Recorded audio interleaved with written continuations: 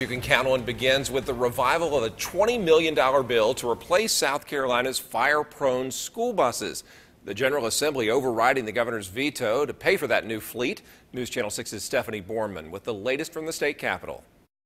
Our CSRA South Carolina counties are getting more than 30 new buses. The best part is they're going to have air conditioning, Wi-Fi, and GPS tracking, which will give parents peace of mind.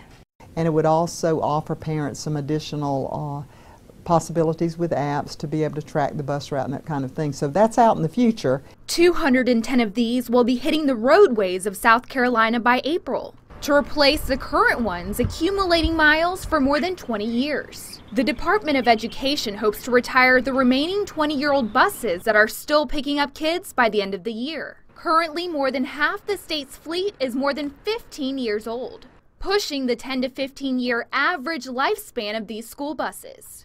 Despite a law passed in 2007 mandating the state replace out-of-date buses, South Carolina Superintendent Molly Spearman says funding has been sporadic. This is one of those issues that you have to deal with every year. So we've asked the legislature this year for recurring funding. The price tag on one of these is around $83,000 each. In order to get the yellow fleet up to date, it would cost taxpayers $34 million a year, money that has been a challenge for Spearman's office to obtain. But to expedite the replacement process, the DOE is doing a lease to purchase agreement so they can get the new buses on the road faster. Out with the old and in with the new also means big savings for taxpayers.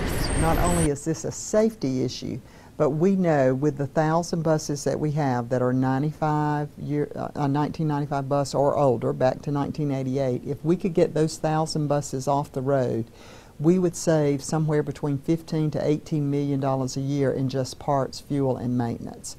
The 2017 school bus fleet will be released within the next 2 weeks. Count on us to keep you updated. In Columbia, Stephanie Borman, WJBF, News Channel 6. And as far as the local numbers, Aiken is getting 23 new buses, 8 for Edgefield. McCormick gets 2 new rides. Barnwell gets 8. And Allendale and Saluda, you'll get 3 new buses each for your system.